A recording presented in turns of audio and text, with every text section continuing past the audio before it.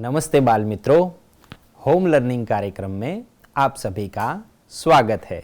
बच्चों, पिछले एपिसोड में हमने कैसा शोर, सीखो, सच्चा बालक और दुमदुमा गांव के बच्चे, इन 4 इकाइयों के बारे में हमने जानकारी प्राप्त की और उनका पुनरावर्तन कार्य किया था। उसी प्रकार से बच्चों, आज आगे चलते हुए हम पुनरावर्तन 1 का दूसरा भाग देखेंगे, जिसमें आगे की 4 इकाइयों के बारे में आज हम सीखेंगे। इन 4 इकाइयों में स्वच्छता, हम भारत की शान हैं, खरगोश और हाथी और पहेलियाँ। तो बच्चों, आइए इन्हीं 4 इकाइयों के अनुसंधान में कुछ प्रश्न यहाँ पर स्क्रीन के माध्यम से मैं आपको पूछूंगा। आपको याद करना है और यहाँ से जो वीडियो आपको दिखाए जाएंगे उसे ध्यान से देखना है और पूछे गए प्रश्न का उत्तर ढूंढने का प्रयास करना है। प्रश्न 1, निम्नलिखित प्रश्नों के उत्तर दीजिए। मोहल्ले में गंदगी क्यों फैली हुई थी? बच्चों, आप जान गए होंगे कि यह प्रश्न कौन सी इकाई से पूछा गया है। जी हाँ, यह प्रश्न स्वच्छता इकाई से पूछा गया है। आइए इस इकाई को हम एक बार फिर से देखते हैं। एक दिन अजय ने मोहन को अपने जन्मदिन पर बुलाया। मोहन ने उसे उपहार में देने के लिए कहानियों की एक पुस्तक खरीदी। उसे रंगीन कागज में लपेटा और अजय के घर चल पड़ा। जैसे ही मोहन अजय की गली में पहुंचा, उसके ऊपर केले का एक छिलका आ गिरा। छी छी, कितनी बुरी आदत है सड़क पर छिलका फेंकना। उसने छिलका उठाया और इधर उधर देखा। कुछ दूरी पर उसे एक कूड़ादान दिखाई दिया। उसने छिलका उसमें डाल दिया। बहुत सा कूड़ा कूड़ेदान के बाहर फैला हुआ था। वहां मक्खियां भिनक रही थीं और चारों ओर गंदगी फैली हुई थी। कुछ और आगे बढ़ा तो मोहन को बड़ी बदबू आई। उसने देखा, नालियों में कूड़े के कारण पानी रुका हुआ है। इसी पानी से बदबू आ रही है। मोहन नाक पर रुमाल रखे अजय के घर पहुंचा। वहां अजय के और भी कई मित्र आए थे। अजय ने मोहन को अपनी मां और पिताजी से मिलाया। अजय की दादी जो बीमार थीं, मोहन उनसे भी मिला। मेज पर खाने की चीजें रखी थीं, जिन पर बार बार मक्खियां आ जाती थीं। अजय, तुम्हारे मोहल्ले में इतनी गंदगी क्यों है? क्या नगरपालिका इसे साफ नहीं कराती? बेटा, नगरपालिका की गाड़ी आया करती है। जगह जगह कूड़ेदान भी हैं, पर कुछ लोग उनमें कूड़ा नहीं डालते। वे कूड़ा सड़क पर ही फेंक देते हैं, इसलिए सफाई नहीं रहती। दूसरे दिन पाठशाला में मोहन ने अपने अध्यापक को यह बात बताई। तुम ठीक कहते हो मोहन, गंदगी बहुत से रोगों की जड़ है। नगरपालिका का काम नगर को स्वच्छ रखना तो है, पर हमें भी नगरपालिका की सहायता करनी चाहिए। चलो, एक दिन हम सब अजय के मोहल्ले में चलें और स्वयं सफाई का काम प्रारंभ करें। रविवार के दिन सभी अजय के मोहल्ले में गए। सबके हाथ में एक एक टोकरी और झाड़ू थे। सड़क पर झाड़ू लगाकर उन्होंने कूड़ा इकट्ठा किया, नालियों की सफाई की और पानी का रास्ता बनाया। उनमें मक्खी मच्छर मारने वाली दवा डाली, कूड़ेदान पर ढक्कन रखा। मोहल्ले में रहने वाले सभी लोग बाहर निकल आए और उन्हें देखने लगे। बच्चों में बहुत उत्साह था। देखते ही देखते पूरा मोहल्ला स्वच्छ हो गया। अध्यापक ने लोगों को समझाया कि वे घर का कूड़ा कूड़ेदान में ही डालें। वे घर के आसपास सफाई रखें, क्योंकि गंदगी से रोग फैलते हैं। मेरी पाठशाला के बालक सप्ताह में एक बार यहाँ आया करेंगे। वे आपके मोहल्ले को साफ करेंगे। आप भी इस काम में इनकी सहायता करें। नहीं नहीं, इन बच्चों को आने की कोई आवश्यकता नहीं। हम लोग स्वयं ही अपने मोहल्ले को स्वच्छ रखेंगे। अब आप इसे हमेशा साफ सुथरा पाएंगे। तो बच्चों, आपने देखा किस प्रकार से मोहन और उसके मित्रों ने एक साथ मिल करके मोहल्ले की सफाई की। यहाँ पर बच्चों हमारा प्रश्न था कि मोहल्ले में गंदगी क्यों फैली हुई थी। तो बच्चों, आपने देखा लोग कूड़ा कूड़ेदान में न डालकर यहाँ वहाँ फेंक रहे थे, जिसके कारण यहाँ वहाँ गंदगी फैली हुई थी, कचरा फैला हुआ था और उसी के कारण वहाँ पर बदबू आ रही थी। और आप सभी जानते हैं गंदगी जो है वो रोगों की जड़ है, इसीलिए हमें कूड़ा जो है हमेशा कूड़ेदान में ही डालना चाहिए और अपने शरीर की, अपने आसपास, अपने घर की, अपने मोहल्ले की स्वच्छता रखनी चाहिए। इस इकाई से हमें यही सीखने मिलता है। तो इस प्रश्न का उत्तर हम इस प्रकार से दे सकते हैं, मोहल्ले में गंदगी इसलिए फैली हुई थी क्योंकि लोग कूड़ा कूड़ेदान में न डालकर यहाँ वहाँ फेंक रहे थे। बच्चों, अब आइए अगला प्रश्न देखते हैं। हम देश की सेवा किस किस प्रकार कर सकते हैं? बच्चों, आप समझ गए होंगे कि यह प्रश्न कौन सी इकाई से लिया गया है। जी हाँ, हम भारत की शान हैं। हम देश की सेवा किस किस प्रकार से कर सकते हैं?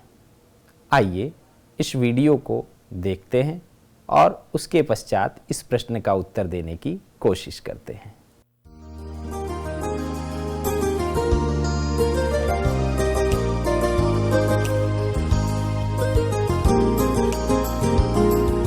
नन्हे नन्हे हमें न समझो, हम भारत की शान है। नन्हे नन्हे हमें न समझो, हम भारत की शान है। हमसे ही है धरती सारी, फैला ये आसमान है। हमसे ही है धरती सारी, फैला ये आसमान है।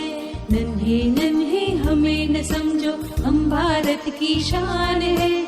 हमसे ही है धरती सारी, फैला ये आसमान है।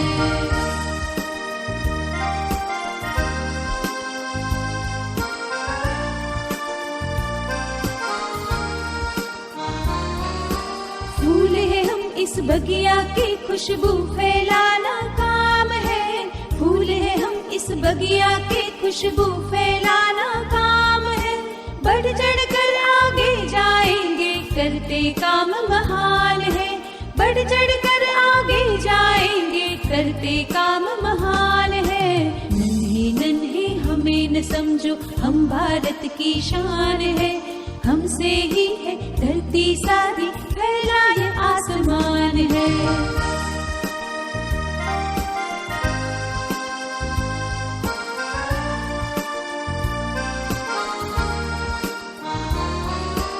ऊंचे ही उठते जाना है, आगे ही बढ़ते जाना है। ऊंचे ही उठते जाना है, आगे ही बढ़ते जाना है। बढ़े चलेंगे नहीं रुकेंगे, बढ़े चलेंगे नहीं रुकेंगे, हम भारत की शान है। बढ़े चलेंगे नहीं रुकेंगे, हम भारत की शान है। नन्हे नन्हे हमें न समझो, हम भारत की शान है। हमसे ही है धरती सारी, फैला ये आसमान है। नन्हे नन्हे हमें न समझो, हम भारत की शान है। हमसे ही है धरती सारी, फैला ये आसमान है। नन्हे नन्हे हमें न समझो, हम भारत की शान है। नन्हे नन्हे हमें न समझो, हम भारत की शान है। नन्हे नन्हे हमें न समझो, हम भारत की शान है। तो बच्चों, नन्हे नन्हे हमें न समझो, अर्थात यहाँ पर बच्चे कह रहे हैं कि हमें नन्हा अर्थात छोटा मत समझिए। हम ही से सारी धरती है और हम ही से सारा आसमान है। बच्चों, यहाँ पर प्रश्न पूछा गया था कि हम देश की सेवा किस किस प्रकार से कर सकते हैं। बच्चों, हम देश की सेवा आदर्श छात्र बनकर, अर्थात हमें एक अच्छा छात्र अगर हम बनते हैं तो वह भी एक देश की सेवा है। हमारे आसपास स्वच्छता रखकर, बड़े होकर अच्छे नागरिक बनकर, पूरी निष्ठा से हमारा फर्ज अदा करके, अर्थात आपका जो फर्ज है उसे आप पूरी निष्ठा से अदा करेंगे तो यह भी एक प्रकार की देश सेवा है और देश के विकास में संपूर्ण योगदान देकर आप देश की सेवा कर सकते हैं। तो इस प्रकार से अलग अलग माध्यम से, अलग अलग प्रकार से आप देश की सेवा कर सकते हैं। आइए बच्चों, अगला प्रश्न हम देखते हैं। खरगोशों का सरदार क्या बोला? बच्चों, यह प्रश्न किस इकाई में से लिया गया है? जी हाँ, आपको वह सुंदर कहानी याद आ गई होगी। जी हाँ, खरगोश और हाथी। एक जंगल में एक सरोवर था। सरोवर के किनारे गीली जमीन थी। वहां बहुत से खरगोश रहते थे। खरगोशों के बिल जमीन के अंदर थे। वे दिन भर इधर उधर कूदते रहते, नरम नरम घास खाते, रात को अपने घरों में सो जाते। वे सब बहुत प्रसन्न रहते थे। उसी जंगल में कुछ हाथी आ गए। हाथियों के झुंड में कुछ शरारती हाथी थे। वे अपनी सूंड से छोटे छोटे पेड़ तोड़ देते, पौधे कुचल देते। हाथियों के बच्चे खेल खेल में एक दूसरे से लड़ते। कभी एक छोटा हाथी नीचे होता, कभी दूसरा। हाथी पानी से बहुत प्यार करते हैं। वे सूंड में पानी भर भर कर नहाते, फिर सरोवर के किनारे मिट्टी में लौटते। नरम जमीन उनके भार से दब जाती। साथ ही कई खरगोश परिवार भी दब जाते। इससे खरगोश बहुत दुखी थे। खरगोशों के सरदार ने एक उपाय सोचा।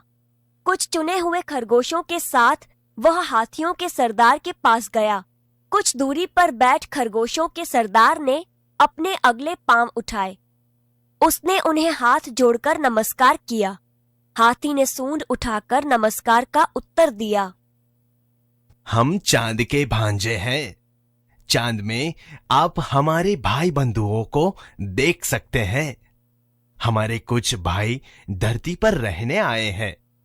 मामा रोज सरोवर में आते हैं हमसे मिलने। वे आपसे नाराज है। क्या?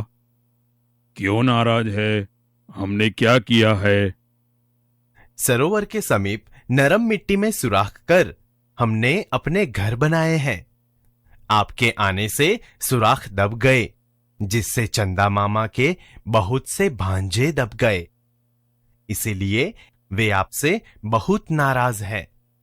वे रात को सरोवर में आएंगे और उन्हें यह देखकर अच्छा नहीं लगेगा। रात हुई। पूर्णमासी का चांद निकला। हवा तेज थी। सरोवर में हल्की हल्की लहरें उठ रही थीं। चांद लहरों के साथ साथ ऊपर नीचे हो रहा था। हाथी और खरगोश वहां पहुंच गए। देखिए महाराज, चंदा मामा गुस्से से कांप रहे हैं। आप जल्दी यहां से दूर चले जाएं। लगता है मामा नाराज हो रहे हैं। हाथियों के सरदार ने अपने झुंड की तरफ देखा। सभी डर गए थे। सरदार ने अपनी सूंड ऊपर उठाई। सभी हाथियों ने ऐसा ही किया। चमकते हुए चांद को हमारा नमस्कार। हम अपनी गलती मानते हुए आपसे क्षमा मांगते हैं। आप हमें क्षमा करें। हम अभी दूसरे जंगल में चले जाते हैं। अब ऐसा काम नहीं करेंगे जिससे दूसरों को तकलीफ हो। तो बच्चों, आपने इस सुंदर कहानी को देखा।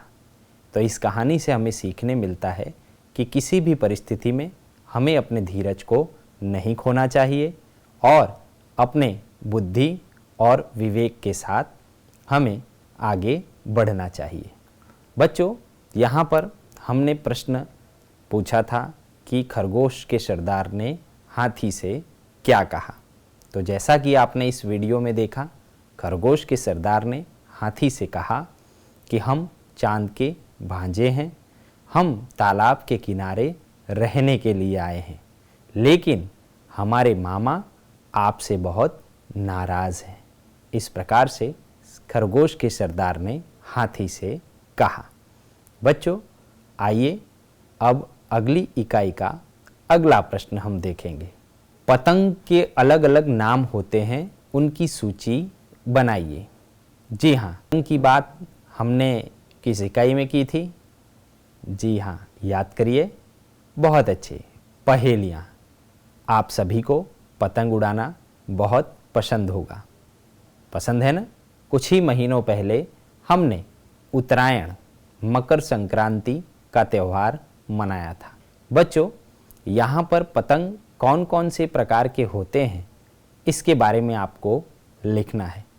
आप सभी पतंग उड़ाते हैं तो आप सभी को पता होगा कि पतंग कौन कौन से प्रकार के होते हैं। आइए, इस प्रश्न का उत्तर देने का हमने प्रयास किया है, और आप भी अगर इससे अधिक पतंग के प्रकारों की जानकारी रखते हैं तो आपको अपनी नोटबुक में पतंग के प्रकार लिखने हैं। आइए देखते हैं। पतंग के अलग अलग नाम होते हैं, जैसे ढाल, आंखेदार, चांदेदार, लकड़ेदार, नवरंग आदि। इस प्रकार से पतंग के अलग अलग नाम होते हैं। तो बच्चों, इस प्रकार से अलग अलग 4 इकाइयों के प्रश्न हमने देखे, उन इकाइयों से संलग्न वीडियो भी हमने देखे, और उन वीडियो के आधार पर हमने प्रश्नों के उत्तर भी दिए। अब आगे चलते हुए हम कुछ शब्द का पठन करेंगे। आपको मेरे साथ साथ इन शब्दों को पढ़ना है। शब्दों को पढ़िए और लिखिए। पत्थर, शीश, अक्षर, मुंह, मध्य, मस्त, घोड़ा, जंगल। बच्चों, इस प्रकार के मुश्किल शब्द आपको अपनी पुस्तक में से ढूंढने हैं, उन्हें नोटबुक में लिखना है और पढ़ने की कोशिश करना है। बच्चों, इस प्रकार के कठिन शब्द तो हमने देखे, लेकिन कुछ शब्द ऐसे होते हैं जिनकी मात्राओं में यदि थोड़ा अंतर आ जाए तो वे शब्दों में बहुत ही भारी या बहुत ही अलग प्रकार का परिवर्तन हो जाता है। ऐसे कुछ शब्द हमने पुस्तक में देखे हैं जिनकी मात्राओं में बस थोड़ा सा अंतर यदि आ जाए तो अर्थ में बहुत ही बड़ा अंतर हो जाता है। आइए, अगले प्रश्न के अनुसंधान में हम इसी प्रकार के शब्द देखेंगे और उन शब्दों का वाक्य प्रयोग भी करेंगे। शब्दों के भेद को जानकर उसका वाक्य में प्रयोग कीजिए। आदि, आदि। देखिए बच्चों, यहाँ पर आदि और आदि 2 शब्द दिए गए हैं जो कि पढ़ने में हमें क्षण मात्र के अंतर समान दिखते हैं, परंतु इन दोनों का अर्थ बहुत ही भिन्न भिन्न होता है। देखिए, आदि शब्द का वाक्य प्रयोग। घर में टेबल, मेज, अलमारी आदि रखा था। अब आदि शब्द का वाक्य प्रयोग देखिए। कमल चाय का आदि है। आदि अर्थात आदत होना और आदि अर्थात अन्य। तो इस प्रकार से दोनों ही शब्दों में बहुत ही अंतर आपको दिखाई दे रहा होगा। उसी प्रकार से 2 अलग अलग शब्द हैं, अपेक्षा और उपेक्षा।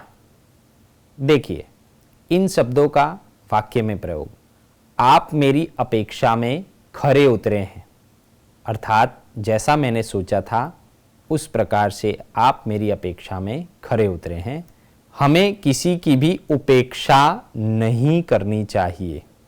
उपेक्षा करना अर्थात किसी को नीचा दिखाने का प्रयास करना।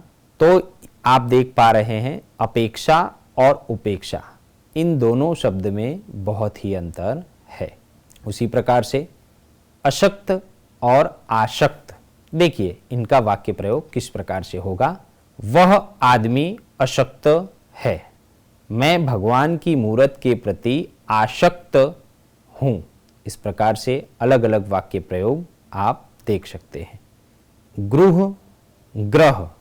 देखिए, गृह, ग्रह सिर्फ एक मात्रा का अंतर है और दोनों ही शब्दों के उच्चारण के प्रकार और अर्थ भिन्न भिन्न होते हैं। आप मेरे गृह प्रवेश पर जरूर आइएगा। पृथ्वी एक ग्रह है। इस प्रकार से दोनों ही शब्दों में अंतर हम देख सकते हैं। उसी प्रकार से बाहर, बाहर दोनों ही शब्द अलग अलग हैं। बाहर आते ही फूल खिल जाते हैं, आप बाहर मत जाइए। देखिए, बाहर और बाहर दोनों ही शब्द के अर्थ अलग अलग होते हैं। शौक, शौक, मुझे मोटरसाइकिल चलाने का शौक है। रमेश शोक संदेश पढ़ रहा था। तो बच्चों, आपने देखा एक ही प्रकार के शब्दों में मात्र एक ही मात्रा का परिवर्तन जब आता है, फिर भी उनके अर्थ में बहुत बड़ा चमत्कार हमें देखने को मिलता है। और जब उन शब्दों का वाक्य प्रयोग हम करते हैं तब हमें पता चलता है कि दोनों ही शब्दों में कितना बड़ा अंतर है। तो बच्चों, इस प्रकार के शब्द आपको अपनी पुस्तक में दिखे होंगे, या कोई भी एक शब्द आपको मिला हो तो आपको उसी के जैसा दूसरा शब्द बनाना है और ढूंढना है, और उन दोनों शब्दों का उपयोग करके वाक्य में प्रयोग करना है। इस प्रकार से आप शब्दों के बीच जो अंतर है उसे आप पहचान पाएंगे। अब बच्चों, आगे चलते हुए हम कुछ विषयों पर अपने विचार प्रस्तुत करने का प्रयास करेंगे। नीचे दिए गए प्रत्येक विषय पर 5-5 वाक्य लिखिए। पहला विषय है मेरा परिवार। बच्चों, यहाँ पर कोई भी 2 या 3 विषय पर मैं कोशिश करूँगा 5-5 वाक्य लिखने की। आपको उसी प्रकार के अन्य विषय पसंद करने हैं और उन विषय पर आपको आपके अनुभव के आधार पर 5-5 वाक्य लिखने हैं। आइए स्क्रीन के माध्यम से सबसे पहला विषय मेरा परिवार हम देखते हैं। मेरा परिवार। मेरा नाम कबीर है। मेरे पिताजी का नाम महेश भाई है। मेरे पिताजी शिक्षक हैं। मेरी माताजी का नाम जया बहन है, वह गृहिणी है। मेरी एक बहन है, उसका नाम कविता है, वह 7वीं कक्षा में पढ़ती है। बच्चों, जब भी आप मेरा परिवार विषय पर 5 वाक्य लिखें तो याद रखें, मेरा परिवार अर्थात आपके परिवार की जानकारी आपको यहाँ पर लिखनी है। यहाँ पर मैंने अपने हिसाब से नाम वगैरह पसंद किए हैं, और आपको जहाँ पर पिताजी का नाम है आपके पिताजी का नाम लिखना है, माताजी के नाम की जगह पर आपको आपकी माताजी का नाम लिखना है, बहन और भाई की जानकारी जहाँ देनी है वहाँ पर आपको बहन और भाई का नाम और वह कौन सी कक्षा में पढ़ते हैं यह आपको आपकी जो वर्तमान स्थिति है उसके अनुसार आपको लिखना है। उसी प्रकार से दूसरा विषय है सब्जी मंडी। बच्चों, सब्जी मंडी आपने हमने सब ने देखी है। सब्जी मंडी का दृश्य कैसा होता है उसके अनुसार आपको 5 वाक्य लिखने हैं। सब्जी मंडी में सब्जियां बिकती हैं। सब्जी मंडी में सब्जियों की कई दुकानें होती हैं। सब्जी मंडी में आलू, गाजर, मूली, कद्दू, टमाटर, तुरई, सेम, भिंडी, बैगन आदि सब्जियां बिकती हैं। सब्जी मंडी में कोलाहल ज़्यादा होता है। सब्जी मंडी में खासकर स्त्रियां ज़्यादातर नज़र आती हैं। तो बच्चों, सब्जी मंडी का जो माहौल होता है उसके बारे में कुछ वाक्य मैंने यहाँ पर लिखे हैं। आप चाहें तो इसमें परिवर्तन कर सकते हैं। आपने जो देखा है उस प्रकार से आपको लिखना है। तो बच्चों, आपने सब्जी मंडी के बारे में तो देखा, सब्जी मंडी में आप भी गए होंगे। तो सब्जी मंडी में आपने जो कुछ भी देखा है, अनुभव किया है, उसके अनुसार आपको 5 वाक्य लिखने हैं। अगला विषय जो है मेरी प्रिय सब्जी। अब बच्चों, ये ज़रूरी नहीं है कि जो मुझे प्रिय है वो आपको भी प्रिय हो सकता है आपकी पसंद कोई और सब्जी हो। तो यहाँ पर मुझे जो प्रिय है उस सब्जी के बारे में मैंने 5 वाक्य लिखा है, और आपको जो सब्जी प्रिय है, भोजन में आप जिस सब्जी का उपयोग ज़्यादा पसंद करते हैं उसके गुण और अवगुण उसके बारे में आपको 5 वाक्य अपनी नोटबुक में लिखने हैं और अपने मित्र, अपने माता पिता को दिखाना है। आइए यहाँ पर मैंने मेरी पसंद की सब्जी के बारे में कुछ वाक्य लिखे हैं, वो देखते हैं। मेरी प्रिय सब्जी करेला है, वह स्वाद में बहुत कड़वा होता है। वह गोल या लंबा होता है, उसके दोनों छोर नुकीले होते हैं, वह ज्वर जैसी बीमारियां दूर करता है, पेट के कृमि भी इससे नष्ट होते हैं। तो बच्चों, इस प्रकार से मेरी प्रिय सब्जी करेला, मैंने उसके बारे में 5 वाक्य लिखे। हो सकता है ये सब्जी आपकी भी प्रिय हो। बहुत ही कड़वी सब्जी होती है ना? आप सभी ने खाई होगी। तो बच्चों, आपकी प्रिय सब्जी के बारे में आपको 5 वाक्य लिखना है। इसी प्रकार से और अलग अलग विषय पसंद करके आप अपनी नोटबुक में 5 या 10 या उससे अधिक वाक्य लिख सकते हैं। अब समय हो चुका है आज के सवाल का। आज का सवाल, निम्न में से कौन सा पतंग का नाम नहीं है, पहचानिए। ध्यान रखिएगा बच्चों, यहाँ पर ऐसा पूछा गया है कि निम्न उदाहरणों में से कौन सा नाम पतंग का नाम नहीं है। अर्थात जो नाम पतंग के हैं वो तो हैं ही, पर इन विकल्पों में से कौन सा ऐसा नाम है जो कि किसी पतंग का प्रकार या पतंग का नाम नहीं होता है, ये आपको पहचानना है। इनके 4 विकल्प दिए गए हैं। पहला विकल्प है ए ढाल, दूसरा विकल्प है बी आंखेदार, तीसरा विकल्प है सी नवरंग और चौथा विकल्प है डी कमल। इन चारों विकल्प में से कौन सा विकल्प सही है, यह आपको निम्नलिखित फ़ोन नंबर नोट कर लीजिए 6 3 5 7 3 9 9 4 5 0 इस नंबर पर आज रात 8 बजे से पहले आपको सही उत्तर फ़ोन करके बताना है। तो बच्चों, आज हमने यहाँ पर पुनरावर्तन भाग 2 के अंतर्गत पिछली 4 इकाइयाँ जो कि हम आगे पढ़ चुके हैं उसका पुनरावर्तन कार्य किया, जिसमें स्वच्छता, हम भारत की शान हैं, खरगोश और हाथी और पहेलियाँ, इन 4 इकाइयों के हमने वीडियो देखे और उन वीडियो के अनुसंधान में प्रश्नों के उत्तर दिए। साथ ही में हमने कुछ मुश्किल शब्द पढ़े और शब्दों के भेद के बारे में हमने जानकारी प्राप्त की।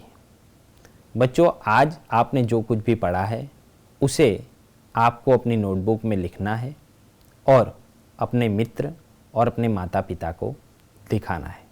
अगले एपिसोड में फिर से मुलाकात होगी। तब तक के लिए आप सभी का खूब खूब आभार और धन्यवाद।